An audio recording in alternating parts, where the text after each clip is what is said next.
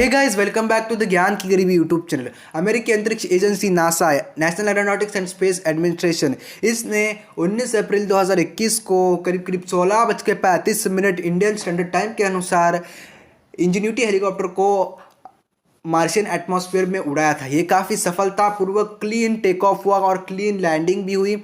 Perseverance rover ने इसके photos भी खींचे थे। काफ़ी अच्छा इसका टेक ऑफ भी था।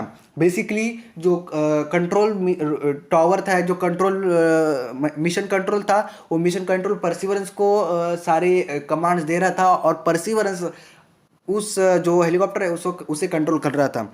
काफ़ी अच्छा ये क्लीन टेक ऑफ और क्लीन लैंडिंग हुई, काफ़ी बेहतरीन था। और होप सो कि इंडिया भी आगे चलकर ऐसा कुछ करे और हम भी कुछ कर सकते हैं आगे चलकर, अगर इसरो ने कुछ किया तो। काफ़ी अच्छा था और ये पहला ऐसा मिशन था जिस मिशन में सेलेस्टियल बॉडी पे किसी चीज़ को उड़ाया है। ये पहला ऐसा हेलीकॉप्टर था जो सेलेस्टियल बॉडी पे जाके उड़ा है ऑटोमेटिकली। काफ़ी बढ़िया, काफ़ी मज़ा आया इस वीडियो में और काफ़ी मज़ा इसे देख कर आया। होप सो कि इसरो भी ऐसा कुछ करे। आपको क्या लगता है कमेंट सेक्शन में ज़रूर बताना। और गाइज़, सफलतापूर्वक नासा ने इसे उतारा भी था। बेसिकली इसको उतारना बहुत कठिन था, काफ़ी जटिल प्रक्रिया होती है ये।